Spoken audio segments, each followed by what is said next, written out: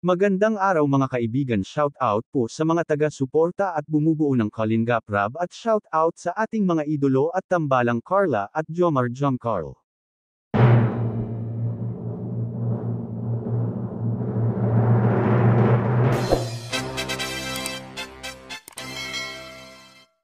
Sa video po na ito ay pag-usapan po natin ang pagkakaloob ng pinapangarap na lupa ni Carla para sa kanyang pamilya.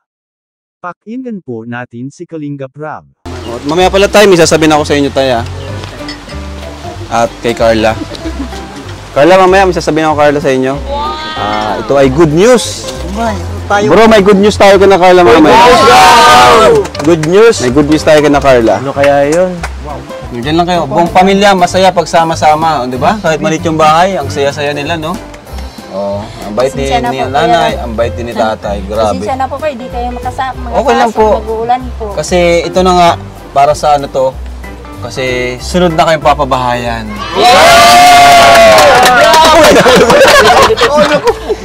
Ayan. Sobrang saya.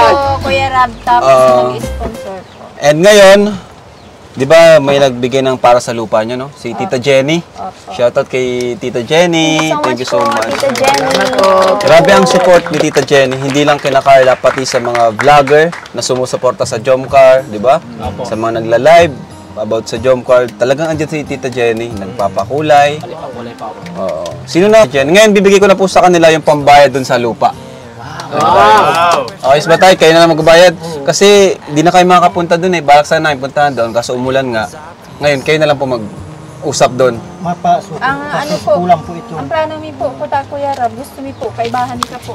Kasama kami? Opo. O, sige. Para po, mahiling mi po talaga na naitaumin na po sa industriya. O, ngayon na, gusto nyo?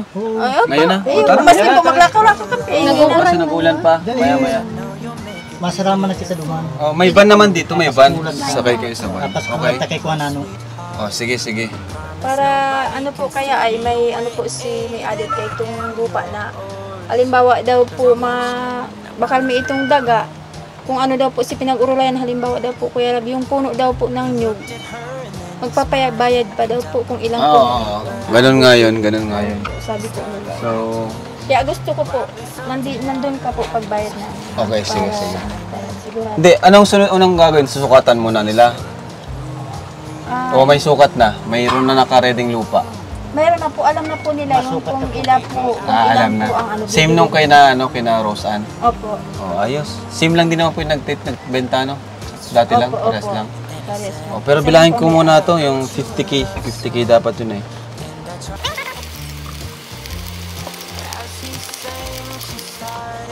Kabilang nga, Carla? Kabilang lang. Kung tama ang pagkabilang ko. Grabe, thank you kay Tita Jenny. Eh, di ba sa yan pinadala kay Pure Health? Maraming salamat po sa lupa po. Lalo na kay Kuya Rab kasi nakita niya po yung anak ko, na vlog niya. Marami pong tulong lalo na po sa pag-aaral niya ni Carla. Maraming salamat. Siyempre, salamat din kay Carla. Ano? Tama? 50? Kasi si Carla talagang ginagawa yung best niya para sa inyo. Lahat ginagawa ni Carla. Kahit mahihain siya, no? Kahit mahihain siya, talagang ano, grabe na rin yung pinagbago ni Carla compare sa una naming vlog, diba? Ngayon, para sa inyo po yung ginagawa niya eh. Isa po sa masarap na pakiramdam ay yung mabigyan mo ng maayos na buhay ang iyong pamilya at isa na rito ay ang pagkakaroon ng sariling lupa na tatayuan ng sariling tahanan. At labis nga po ang saya ng pamilya ni Carla dahil dito. Maraming salamat po sa mga nagmamahal at sumusuporta kay Jomar at Carla. Ano pong masasabi nyo sa video po natin ngayon? Please comment below at pag-usapan po natin yan sa susunod na video. Maraming salamat po.